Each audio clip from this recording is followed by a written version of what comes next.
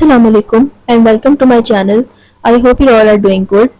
आज हम पढ़ रहे हैं बायोलॉजी के चैप्टर नंबर 2 जिसका नाम है सॉल्विंग अ बायोलॉजिकल प्रॉब्लम। और जैसा कि हमने लास्ट वीडियो में मलेरिया की ही एग्जांपल देखते हुए एक बायोलॉजिकल प्रॉब्लम को डिस्कस किया था, इस वीडियो में भी हम मलेरिया की ही एग्जांपल को लेते हुए दूसरी बायोलॉजिकल प्रॉब्लम को डिस्कस करेंगे। जैसा कि लास्ट वीडियो में हमने मलेरिया से रिलेटेड जो बायोलॉजिकल प्रॉब्लम डिस्कस की थी वो ये थी कि मलेरिया जो है उसका कॉज क्या होता है। And at the end of video हमने इस चीज़ को डिस्कवर किया था कि मलेरिया के जो कॉज होता है वो प्लाज्मोडियम होता है। अब सवाल ये पैदा होता है कि प्लाज्मोडियम जो है वो इंसानों में कैसे आ जाता है, यानी how plasmodium gets into the blood of man. तो बायोलॉजिस्ट जो है उनके पास दो तरह की ऑब्जर्वेशंस पहले से ही थी कि malaria is associated with marches, कि मलेरिया जो है वो दलदल के पानी से उसका गहरा ताल्लुक है। और सेकंड ऑब्जर्वेशन ये थी कि drinking water of marches does not cause malaria, यानी मार्शेस के साथ मलेरिया का ताल्लुक जरूर है लेकिन मार्शेस का पानी पीने से मलेरिया नहीं होता। तो इस ऑब्जर्वेशन से ये साबित होता है कि प्लाज्मोडियम जो है वो मार्श वाटर के अंदर नहीं होता बल्कि कोई ना कोई चीज इसको मार्श वाटर से कैरी करके लेकर जाती है इंसानों तक। बायोलॉजिकल प्रॉब्लम और डिफरेंट पुरानी ऑब्जर्वेशंस को देखते हुए एक फिजिशियन था AFA किंग, उसने 1883 में 20 ऑब्जर्वेशंस जो हैं वो सामने रखी, जिनमें से 3 को डिस्कस किया गया है। पहली ऑब्जर्वेशन ये थी कि ऐसे लोग जो कि इनडोर्स में सोते हैं यानी घरों के अंदर सोते हैं उनको मलेरिया के चांसेस कम होते हैं एज कम्पेयर टू वो लोग जो कि घर से बाहर सोते हैं, people who slept outdoors. Second observation ये थी कि people who slept under fine nets were less likely to get malaria than those who did not use such nets, यानी ऐसे लोग जो सोते हुए बारीक जालियां यूज करते हैं अपने बिस्तर के इर्द गिर्द, उनको भी मलेरिया बहुत कम होता है। थर्ड ऑब्जर्वेशन ये थी individuals who slept near a smoky fire usually did not get malaria, और ऐसे लोग जो कि धुएं वाले आग के पास होते हैं उनको भी मलेरिया के चांसेस कम होते हैं। AFA किंग की ऑब्जर्वेशंस को देखते हुए एक हाइपोथेसिस की स्टेटमेंट बनाई गई, mosquitoes transmit plasmodium and so are involved in the spread of malaria, यानी मच्छर प्लाज्मोडियम को फैलाते हैं और यकीनन मच्छर ही मलेरिया को स्प्रेड करने में भी इन्वॉल्व होते हैं। इस हाइपोथेसिस को देखते हुए 2 किस्म की डिडक्शन बनाई गई। If mosquitoes are involved in the spread of malaria then plasmodium should be present in mosquitoes.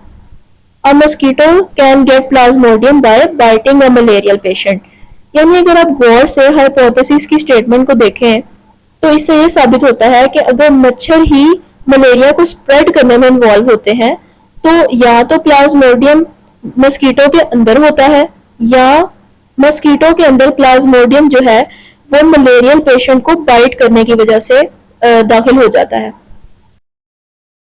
Hypothesis और डिडक्शन की स्टेटमेंट्स को देखते हुए बहुत से साइंटिस्ट ने इस चीज को साबित करने के लिए कि मस्कीटो ही इन्वॉल्व होता है मलेरिया को स्प्रेड करने में और मस्कीटो के अंदर ही प्लाज्मोडियम होता है, बहुत से साइंटिस्ट ने इस चीज को साबित करने के लिए बहुत से एक्सपेरिमेंट किए। उसमें से एक साइंटिस्ट जो है वो रोनाल्ड रॉस था। रोनाल्ड रॉस जो है वो एक ब्रिटिश आर्मी का फिजिशियन था जो कि इंडिया में काम करते हुए उसने 1880 में कुछ एक्सपेरिमेंट्स परफॉर्म किए। जैसा कि आप इस पिक्चर में देख सकते हैं ये एक एनोफिलिस मस्कीटो है जो कि एक फीमेल मस्कीटो होता है। उसने एनोफिलिस मस्कीटो को लिया और उसको अलाउ किया कि वो एक मलेरियल पेशेंट को बाइट करे और कुछ दिनों के बाद उसने एनोफिलिस मस्कीटो को किल कर दिया, उसको मार दिया। उसने ये ऑब्जर्व किया कि जो एनोफिलिस मस्कीटो उसने किल किया था उसके स्टमक के अंदर बहुत से प्लाज्मोडियम जो है वो मल्टीप्लाई हो रहे थे, यानी कि बहुत ज्यादा जो प्लाज्मोडियम के माइक्रो ऑर्गेनिज्म थे वो पैदा हो रहे थे उसके स्टमक के अंदर। रॉस ने जो एक्सपेरिमेंट किया था उसका नेक्स्ट स्टेप तो ये बनता था कि वो वही इन्फेक्टेड मस्कीटो जिसने मलेरियल पेशेंट को बाइट किया था उसको लेता और उसको अलाउ करता कि वो हेल्दी पर्सन को बाइट करे। अगर तो हेल्दी पर्सन को मलेरिया हो जाता तो उस जो हाइपोथेसिस है वो ट्रू होती और उसकी एक्सपेरिमेंट भी सही साबित होती। लेकिन जो साइंटिस्ट है वो ह्यूमन बीइंग्स पे एक्सपेरिमेंट करने से अवॉइड करते हैं क्योंकि ह्यूमन बीइंग्स पे एक्सपेरिमेंट करना काफ़ी सीरियस हो सकता है। तो रॉस ने यही एक्सपेरिमेंट जो है वो स्पैरोज पे रीडिज़ाइन किया। लेकिन जो उसने पर्सन के ऊपर जो मस्कीटो लिया था वो एनोफिलिस मस्कीटो था, लेकिन स्पैरो के केस में जो मस्कीटो लिया गया था उसका नाम है क्यूलेक्स मस्कीटो। जैसा कि आप इस पिक्चर में देख सकते हैं कि ये क्यूलेक्स मस्कीटो है। उसने क्यूलेक्स मस्कीटो को लिया और उसको अलाउ किया कि वो मलेरियल स्पैरो को बाइट करे, और उसने क्यूलेक्स मस्कीटो ज्यादा अमाउंट में लिए थे और कुछ उनमें से उसने किल कर दिए और उनको ऑब्जर्व किया कि जो मस्कीटो उसने किल किए थे उनके भी स्टमक के अंदर प्लाज्मोडियम मल्टीप्लाई हो रहा था। जबकि रॉस ने कुछ मस्कीटोज को जिंदा रखा और उनको अलाउ किया कि वो हेल्दी स्पैरोज को बाइट करें।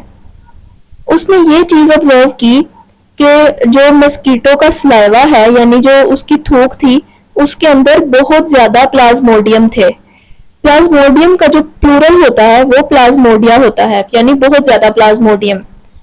तो वो मस्कीटो के स्लाइवा के अंदर ऑलरेडी प्रेजेंट थे। तो जब उस इन्फेक्टेड जो मस्कीटो है उसने हेल्दी स्पैरो को बाइट किया तो हेल्दी स्पैरो के अंदर भी बहुत ज्यादा प्लाज्मोडिया फैल गया और उसको भी मलेरिया हो गया। तो उसकी एक्सपेरिमेंट जो है वो सही साबित हुई कि हाइपोथेसिस जो है वो ट्रू थी।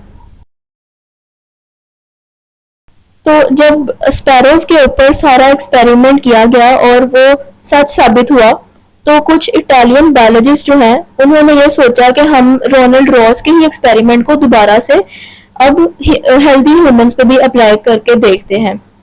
तो जब उन्होंने ये सारा एक्सपेरिमेंट दोबारा से किया तो ये कंफर्म हो गया कि मस्कीटोज ही ट्रांसमिट करते हैं प्लाज्मोडियम को और मलेरिया को स्प्रेड करते हैं।